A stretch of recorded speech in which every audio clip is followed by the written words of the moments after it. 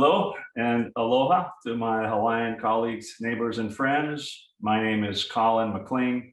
I'm with Hitachi Vantara, and I'm the leader of the Hawaiian team here on the island of Oahu. You can see I have a photo of the beautiful Mokulua Islands on the windward side. For those who haven't had an opportunity to visit, it's one of the most beautiful places in the world, in my opinion.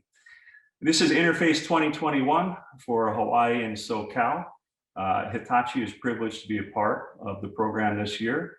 We look forward to imparting a little bit of our experience and knowledge around the technology-based solutions to addressing COVID-19. And before we start, I would like to take a moment to just acknowledge to those who have suffered the loss of a loved one or an impact financially or otherwise to COVID, my deepest condolences. We're certainly grateful for the efforts of our governments, of the public, our healthcare and frontline workers who have made efforts to prevent the spread of this disease. As you know, we have experienced economic impacts beyond our wildest dreams, but beyond that, some of the issues relative to isolation being caused by the work at home have created unfortunate impacts in mental health issues around the world. We've seen drug abuse and suicides and issues that, frankly, it's going to take our nation years to recover from. We have seen in Hawaii in particular some unprecedented impacts. We saw unemployment last year upwards of 30% on the islands. And we at a point now, I think, where we're starting to see recovery. In fact, University of Hawaii just released some numbers yesterday that show tourism is almost back to 70% of pre-pandemic. Our hope is that we can return those numbers to 100% within the next year or two. So let's talk about COVID-19 and how that has affected our ability to work.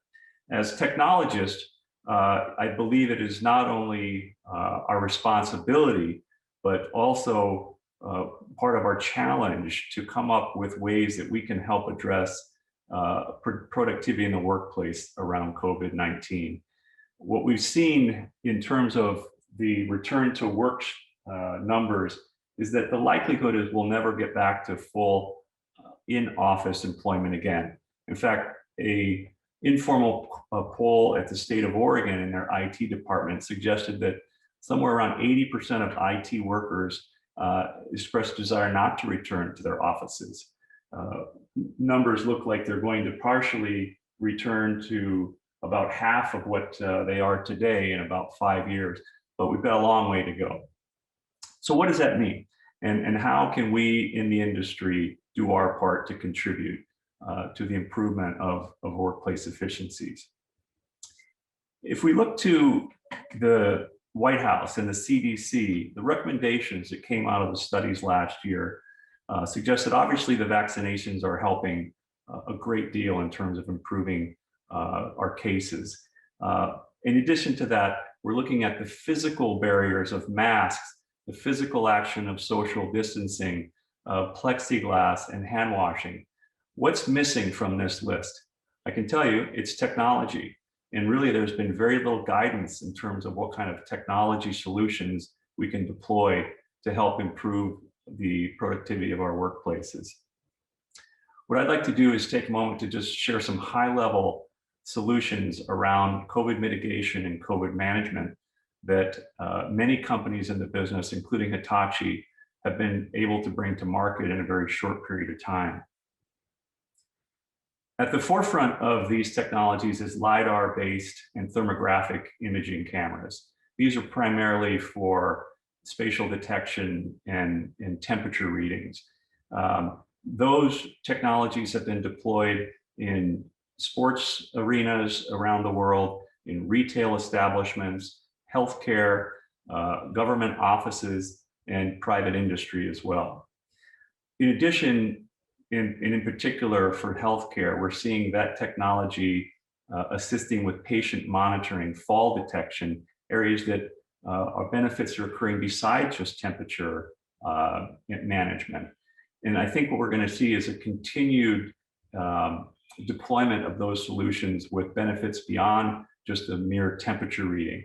The analytics that we can collect from this type of information with the privacy and respect that we need to give the public are inherent in these technologies.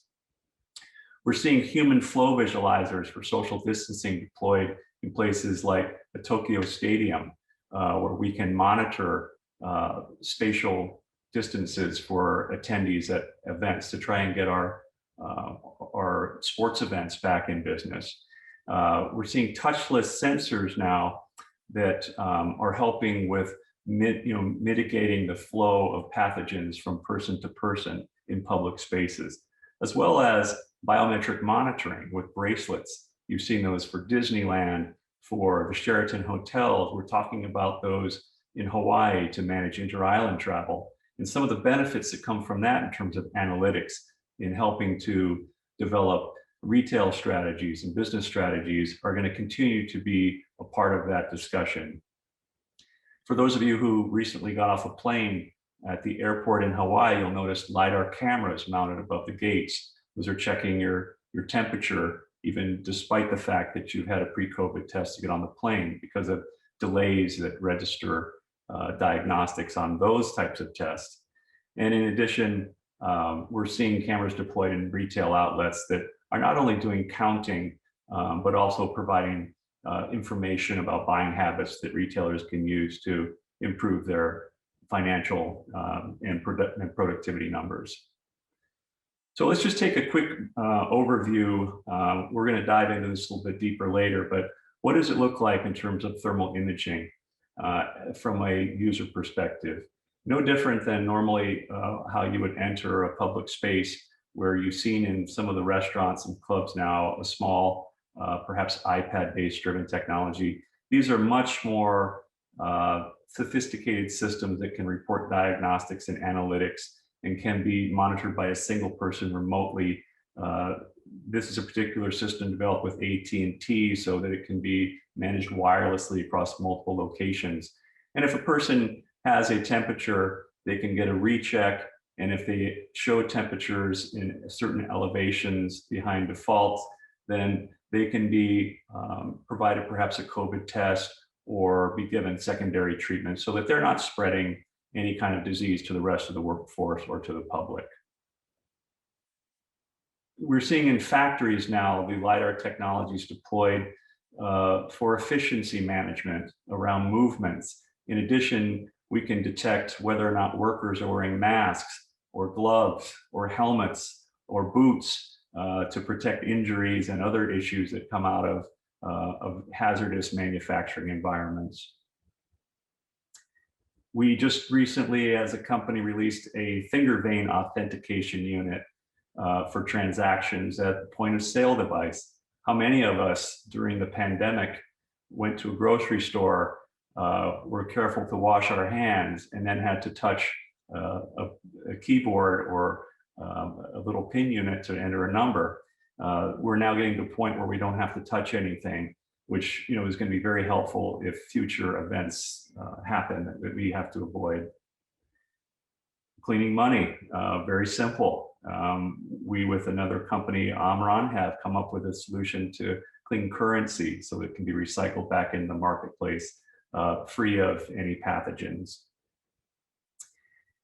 Those are just some of the ideas and solutions that technology companies are creating today to address COVID mitigation.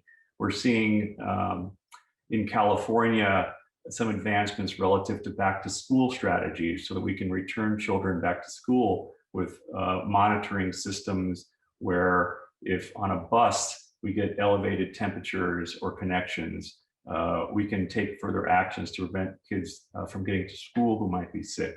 That will protect teachers and family. With Hawaii now getting to a point where we're deploying a lot of technologies around tourism, we're going to continue to see tourism increase. And frankly, the need for these technologies is going to continue to build as we as technologists creatively embrace our various relationships with other companies to come up with solutions. And I think what we're going to hopefully see is in 2022, an in-person interface event. So I get the opportunity to meet all of you and work with you on a one-to-one basis again. It's been a long year, and we certainly look forward to getting to a point where we can conduct business the way that we're used to. I'm going to conclude right there, but what I'd like to do is pass the conversation to one of our respected executives in our smart spaces. Justin Beam is a global director, and he's going to take us through a more thorough review of some of these solutions that we've discussed today. I want to thank you very much for your time and attention. I want to say mahalo to my friends in Hawaii. Look forward to seeing you. Please have a very productive and safe interface conference. Thank you so very much. Hello, everyone, and welcome to the presentation of how innovation to protect health and safety is laying a smart digital foundation for the future. I'm Justin Beam, and I head up marketing for our smart spaces and video insights marketing at Hitachi. So happy to be presenting to you all today and hopefully chatting with some of you later. So let's dive right in. Just really quickly about why I'm here and who Hitachi is. This is a company that focuses on social, economic, and environmental value, using its businesses to address the needs of the world.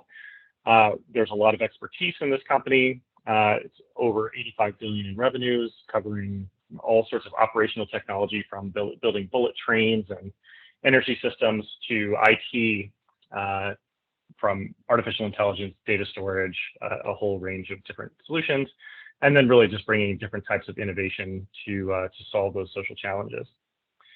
And we think this is actually a really strong approach to, one, solving social challenges, but also to business. This is from a study that Boston Consulting Group did, or BCG, where they looked at the total societal impact of social responsibility initiatives and social impact initiatives within companies.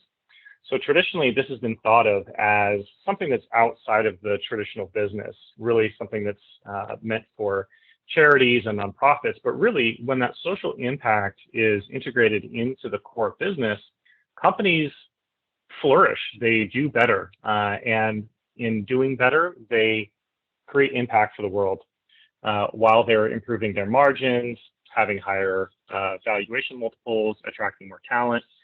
So we really think there is a big opportunity for private companies to be able to serve the needs of humanity, the environment, the economy, and to do good business in the meantime.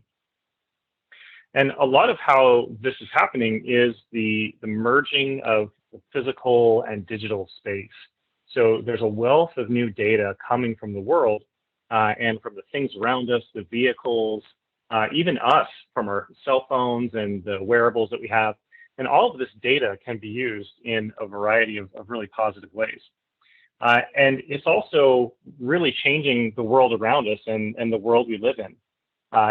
If you remember this animation here, this is called the evolution of the desk. And it looks at how the physical things around us, and all of these supported by companies building real physical products, have been digitized recently.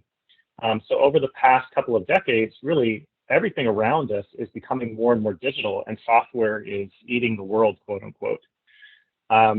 Now, not only has that become digital, but in this updated version that will play next, it's not only eating the world, but now artificial intelligence is taking all of that data and pulling it into really elegant digital solutions that are at our fingertips every day. And today that's maybe a cell phone. In the future, that could be a contact wearable or glasses like you see here. And what that's doing to the business landscape, as you can see here on the right, is that it's taking this bell curve that we usually think of the companies that are performing average, performing well, or not performing so great. And it's actually turning it into a barbell type of economy where digitization is really shifting the performance to those who digitize and those who are fading away. There are prime examples like Blockbuster, Kodiak, and others who failed to see the opportunity to digitize even though they were in a great position. And we think this is just the tip of the iceberg, and this is moving faster and faster as we move forward. And one of the key areas that this is happening in is called smart spaces. Gartner actually picked this as one of their top key strategic technology trends in 2019. And then in 2020, this actually became the overarching framework for all of these top 10 trends. So this concept that these spaces that we're in, whether they be facilities, whether they be streets that we walk on, drive on, retail shops that we shop in, all of these things are becoming smarter and smarter. And so there's a lot of data coming from all over the world around us.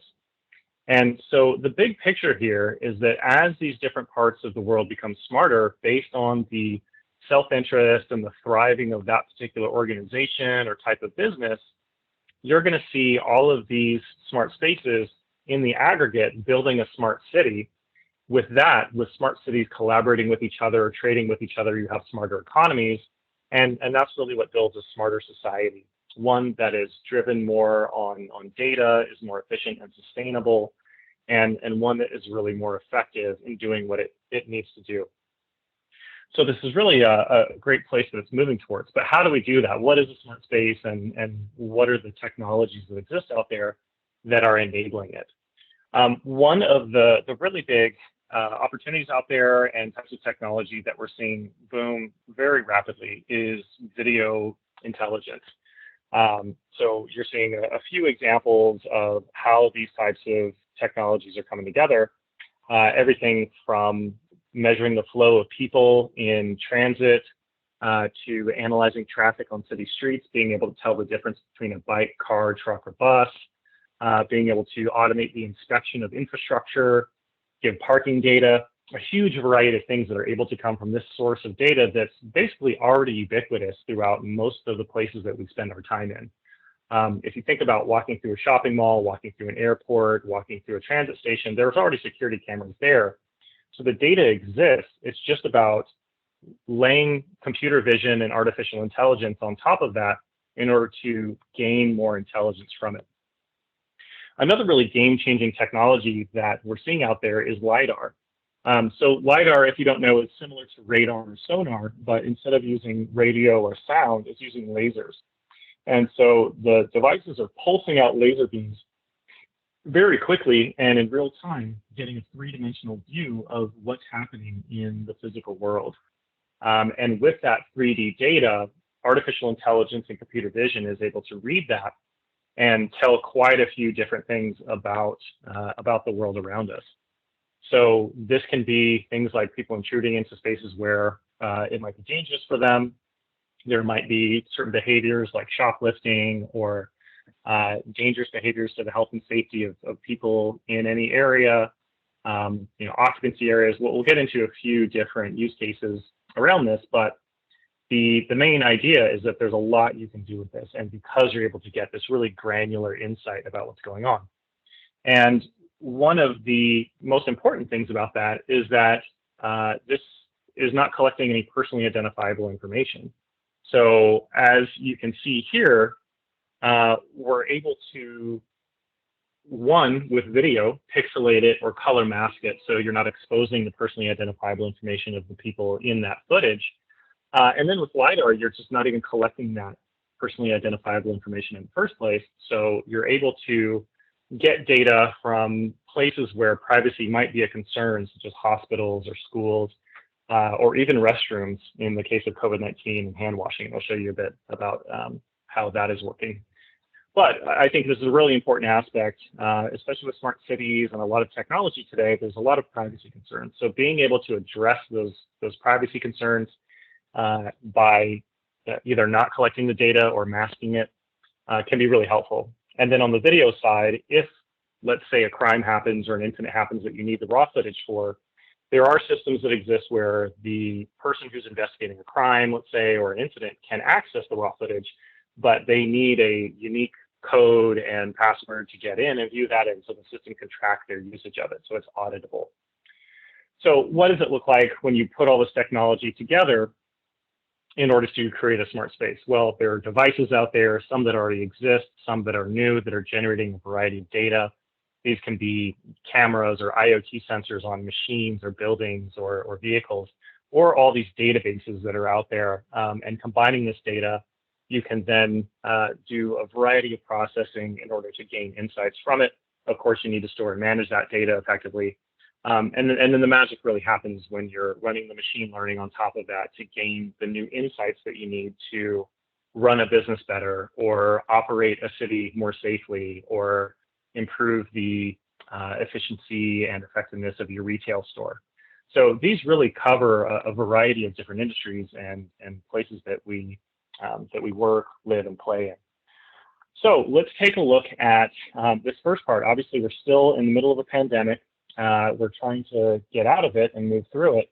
And what we're seeing is that the same technologies that are helping people to recover from the pandemic can help build a digital foundation for the future in which they can improve their efficiency, improve safety, and improve the customer experience, passenger experience, citizen experience. It just depends on what type of space they're working with.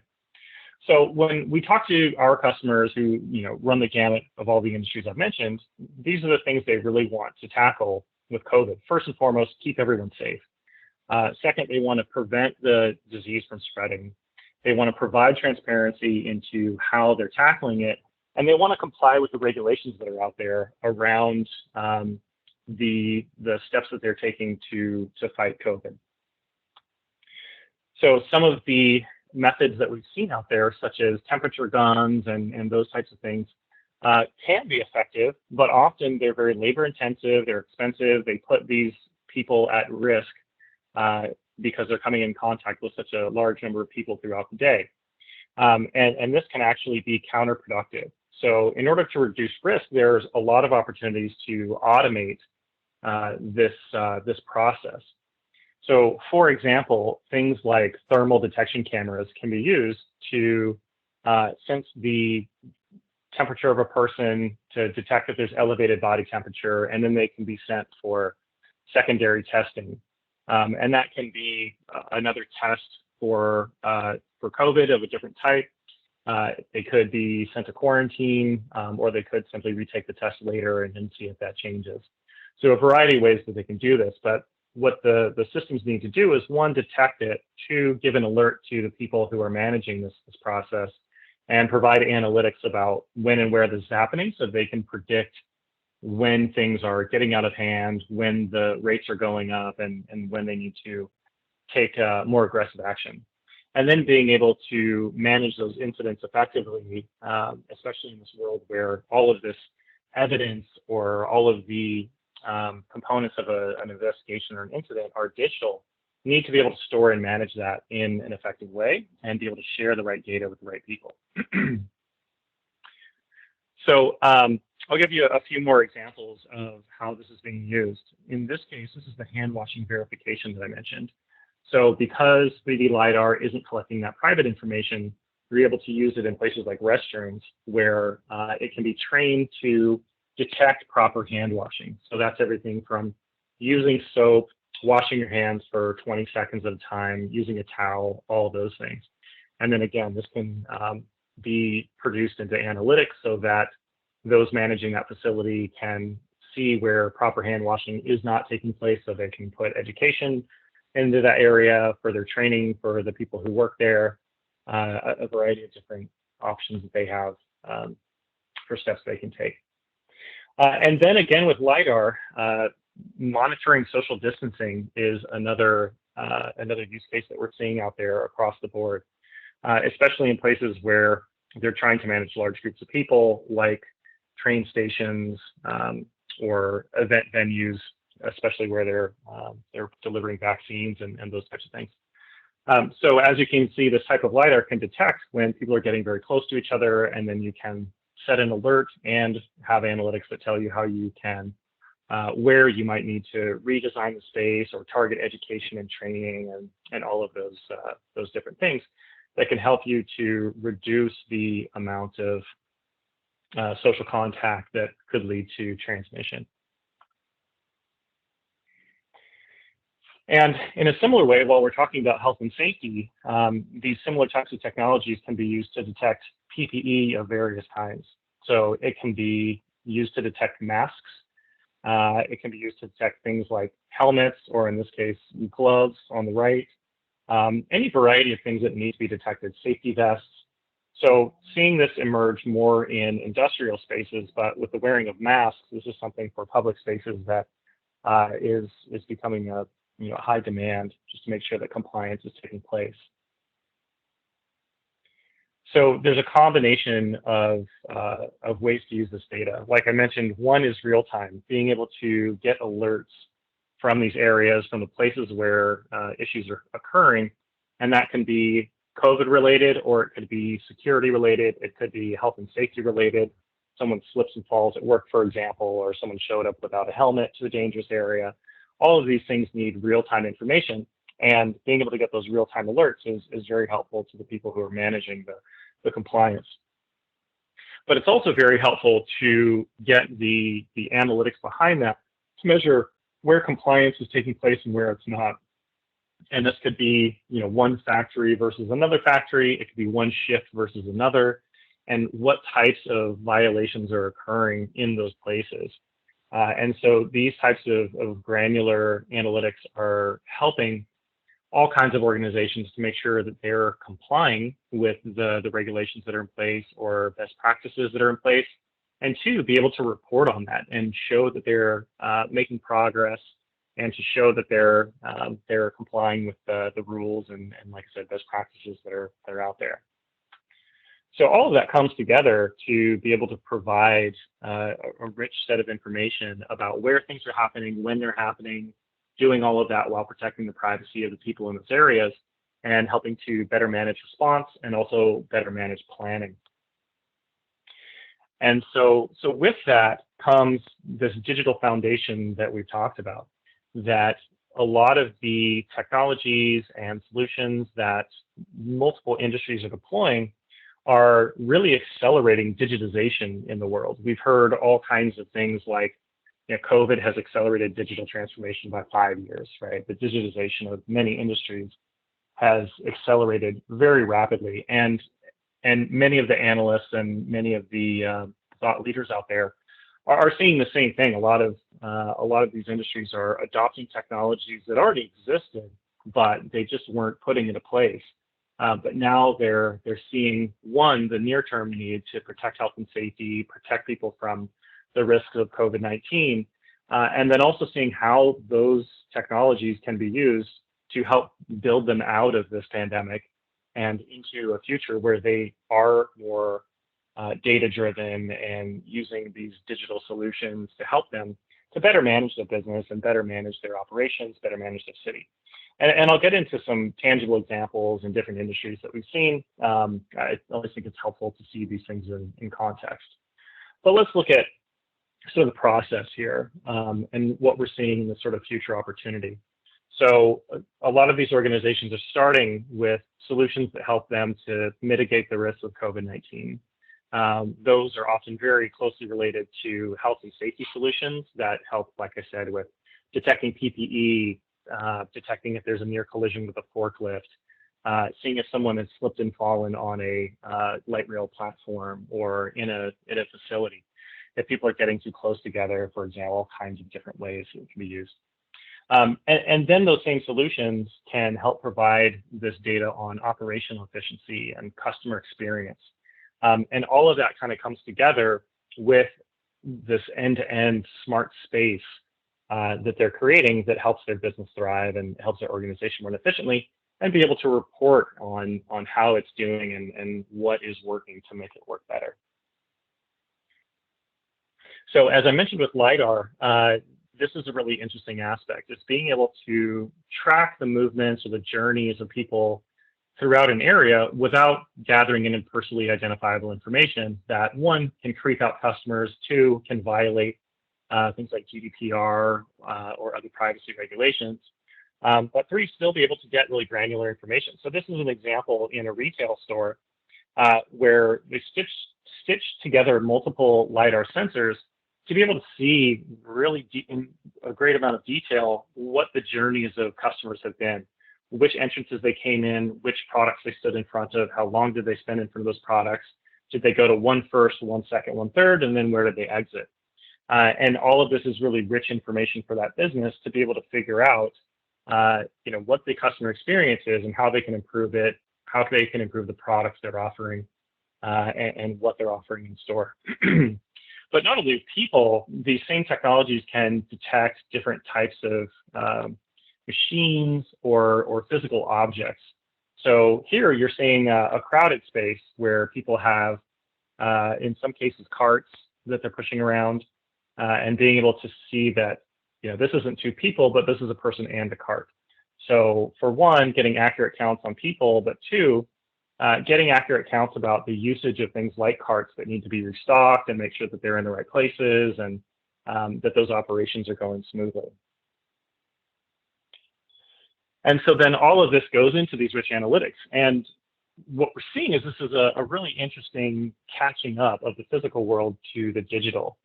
So in retail, for example, any retailer that offers an e-commerce option has some type of analytics on the back end of the system where they can see a rich amount of information about the usage of their site, which page people went to first, how long they spent on the page, where they went to next. And that's constantly being A/B tested, multivariate tested, optimized, et cetera. But now those same insights are coming to the physical world where we're now able to see how these physical spaces are being used. And then imagine being able to test something in the real world to see how it impacts the behavior of the people in that space. So if I change out the clothing on the mannequin in the store, or I put out a sign that shows a promotion, or I put out a warning sign in a dangerous area, how does that change the behavior of people in the space? Does it increase or decrease the rate at which people enter my store?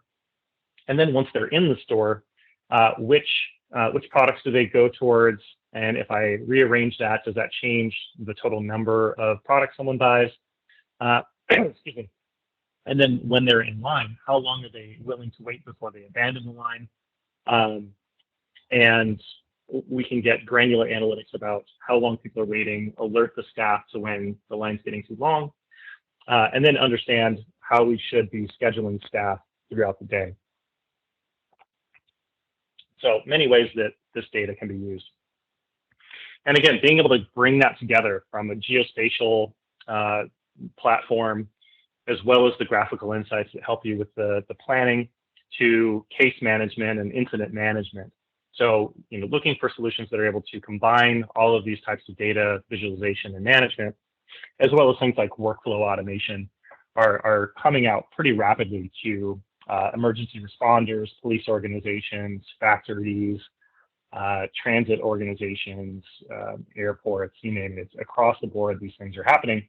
And being able to share that data with the right people. For example, if someone steals something from a retail store, or someone slips and falls in the factory, being able to share that data with the insurance company or the security company so the right actions can be taken. Need to be in place so that it's much more convenient for the people who are responding to that to be able to take the right action. So I thought it would be really helpful to get into some tangible examples of who's out there doing this in the world, what they're doing, and how it's working. So I'll get into a few examples of different organizations that are doing this. So one that I thought would be helpful to share is with Regional Transportation Commission of Southern Nevada. So this is a project that we worked on with AT&T to provide thermal scanning for the workers as they come into work. So these could be the workers or the drivers, a variety of different people who work in these offices to make sure that they don't have an elevated body temperature when they're coming into work and hanging out with their coworkers and coming in contact with passengers. So for the drivers especially, they can be in contact with hundreds of people over the course of the day, and it really puts their safety at risk. So what RTC has done is put physical barriers in place, but they also want to be able to reduce the risk even further by doing these types of temperature scans. And then, what that sets for them in the future is that digital foundation where they can then have the data coming in from the buses, where they can not only see the locations of the buses and some of the maintenance needs and those types of things, But in the future, if they start running video analytics and LiDARs on their buses, in transit stations and those types of things, they'll better be able to meet the demand of ridership with their buses and trains, and be able to operate more efficiently, sustainably, and respond to safety incidents more quickly. So, a really, really cool example, and an organization that's really taking a leadership role out there in Southern Nevada. This one was a retail example. It's a pretty basic one, but one that I thought would be useful. So with this, they're using LiDAR to scan the lines of people as they line up to enter the store, and this is in the UK. And they operate on a green light, red light system. So very easy. This is a place where people will line up. It's one in, one out. So they make sure that they're staying at or under capacity for the rest of the pandemic, to make sure that people are able to adequately social distance. So, a pretty basic solution on the surface, but then think about all those examples that I mentioned earlier, where they're then able to use that same LiDAR and be able to see how people are using the store once they're in it. Combine that with the POS data and some of the other commercial data that they have, and they're able to really optimize their operations and optimize their staffing, make sure they have the right number of people on staff to help the customers while they're in the store. We actually worked with another retailer before the pandemic on that type of solution, where they combined LiDAR data with the POS data. And they realized that at certain days of the week and times of day, they were having customers who were kind of standing around in different areas and sort of spending too much time without being helped by any staff, because the staff were so busy.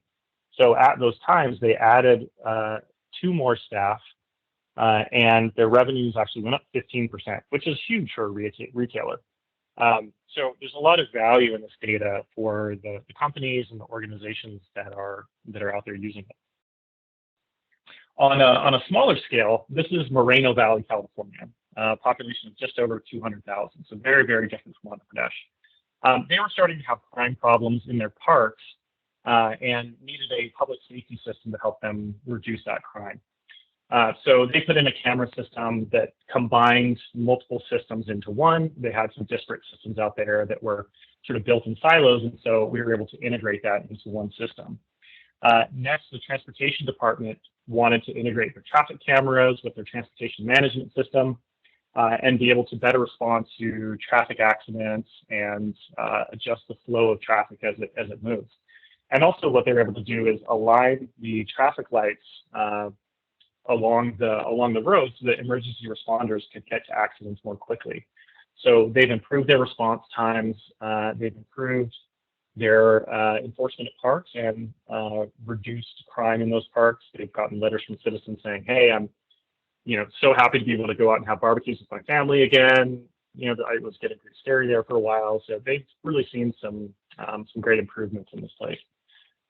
So a really interesting use case. And then we can look at how educational campuses and college campuses are using data to improve the education quality for students and improve their operations, and improve safety on campus. So Curtin University is a public college in Australia, and they've used data in a lot of really interesting ways. So one is measuring the flow of students around campus. Again, not collecting the personally identifiable information there, but getting a sense of the flow of the students around campus. They can then expose that data to the students so they can use it in their projects. And when they come out of school, they're going to be much better trained in how to use analytics and how to use data to make improvements in the operations and also some of the studies that they're doing. So they're going to be much more equipped into the world they come into. Other areas are the building management. So with the ability to measure not only what they have today, which is the registration rates, but the attendance rates of students, and over time, they can compare those and see which classes are too full, which ones are dropping off more quickly. They can use that for improving the quality of education, but also to shift people around so that they're optimizing the usage of their existing classrooms. They were looking at building out a new building, and that was going to cost them about $25 million and $1 million a year to operate. Instead, because they're now able to optimize their existing infrastructure, they pushed out that investment by 5 years, and that reduces their OpEx by about $5 million. They also use facial recognition in the classrooms on testing in order to prevent testing fraud. And they actually found they had more fraud going on than they thought, that someone who wasn't the student was actually showing up to take the test. So quite a variety of ways of using that. Ivy Tech Community College, this is a community college in the United States. With this one, this was a really interesting use case. They combined a huge variety of data sets from the campus and created what they called a data democracy. And then running all kinds of analytics and predictive estimations on this data, they're able to predict within 10 days of starting a class if students were likely to fail. Then they could target tutoring services, they could target help and counseling services to say, you know, is this really the area you want to get into, or would you be happier studying something else? Or you know, how can we help you with tutoring services, et cetera. And with that, they got a decrease in failing grades, which, you know, 3.3% for them was over 3,000 students, with a huge impact. And because of that, they had a 5% jump in registrations the following semester. And that means that they had more graduation eligible students. And for them, that meant more revenue, more school funding. So this is such a win-win example where the students' lives were impacted in such a positive way. The college was able to improve its quality of education, and it was able to improve its funding. So, you know, a great example of an organization that used data to improve a huge variety of things. Now, over in Bangkok, we worked on a project called One Bangkok. And this is a development within the city that wants to be the most sustainable development there. And all of these towers you see in the middle here are in the process of being built. So how are they using data? They are going to be pulling data from a variety of different areas to improve the operations and make sure that they're running sustainably, but also that the businesses have business intelligence and that they're providing services to tenants and to customers while they're there. So everything from predictive maintenance on the machinery that they have in those buildings to collecting waste in a more sustainable and efficient way, smart parking data, traffic data, improving energy, improving the use of water, and then security and safety in the development. So yeah, this can be a real estate type of environment as well, where you've got facilities that are taking data from all different places of their operations and improving the outcomes for their clients, for their retail tenants, for commercial tenants, for people that live in residential housing there. So really, really impactful and really across the board. Now, this is another really interesting project in Porto, Portugal. And what this was is using LiDAR at the stations to be able to detect fare evasion. So the little yellow squares that you see there are contactless payment kiosks. So basically, people come through with their cards, they tap it on the kiosk, and then they enter the subway. So using LiDAR, they're able to see how many people are coming through, at what times of day, and if they're not getting the right number of payments, they can put an enforcement officer there to monitor the station and make sure that people are coming in are actually tapping in. So again, we don't know who these people are. We just know how many people, where they are, how quickly they're moving through, and whether they've paid. So a variety of ways they can use that. But then, you know, post the COVID project, and when the number of people in the stations starts increasing again, they're able to use this for operational data to make sure they're matching the right number of trains to the right number of people, and that they are operating in an efficient way so they're not wasting resources. So again, really interesting project, exciting stuff that's going on over there. This is another transit organization in Minneapolis, and they had a variety of different systems across the Twin Cities. And of course, the rail system is operating across multiple precincts for different different police and different organizations in different parts of the metro area. And so not being able to share that data has been really harmful for their ability to respond to issues and incidents and and make things work efficiently in the way they should. So being able to unite those different systems and provide an overarching view of where this is and be able to share the data with the right people. So being able to share it based on role, so that if you've got let's say a police department in one area, it should just be able to access police data. If it's a transit organization, it should be able to access the transit data. If it's a local city and wants economic data, it should only be able to access that data. And so the data that's being shown should only be accessible to the right people and the right data that they can access in order to comply with regulations, protect the privacy of people, and just make sure that you're running ethically. So this is a really interesting project in where they were able to unite many different precincts and organizations around this common platform.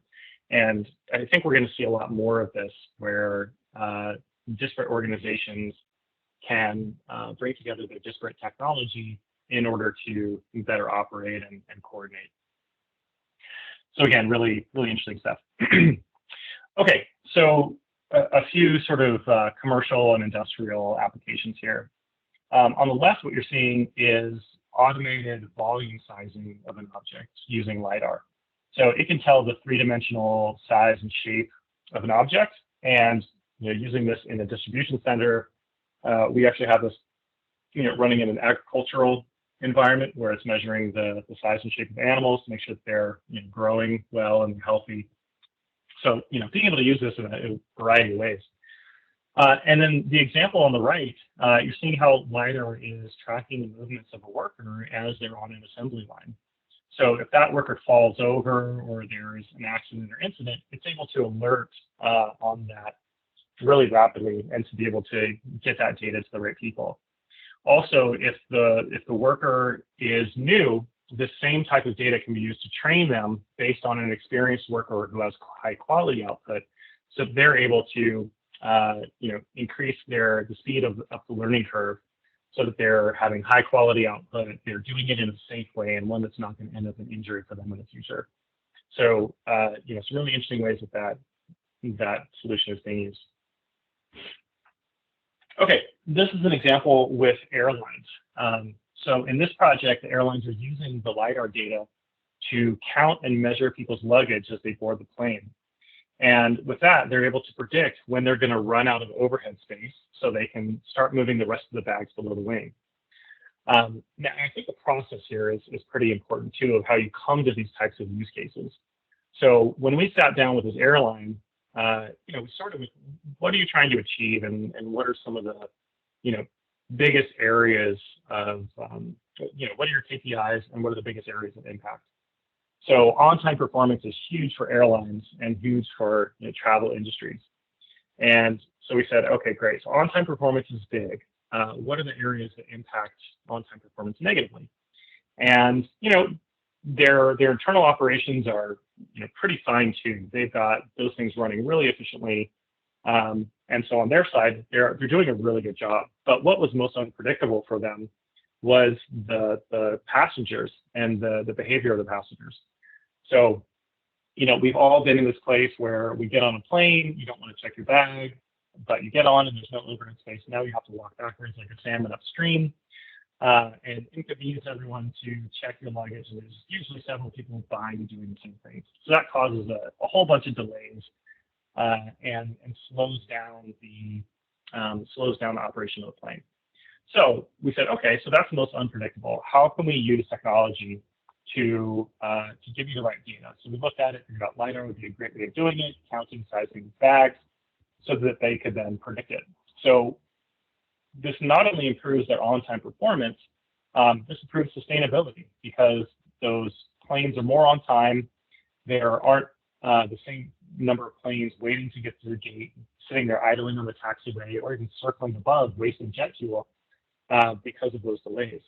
So this is reducing the amount of emissions that are coming out of the planes at these airports. It's improving the experience of the passengers because they're on time. They don't have to, walk backwards up the aisle with their bag. And it improves the operations and performance of the airlines themselves. So they're against the KPIs they're measuring for themselves.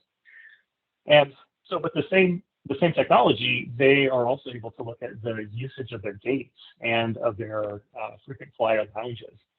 And with that, they're able to make sure that their passengers are getting the right experience that they want them to have, and that they have the right amount of outlets.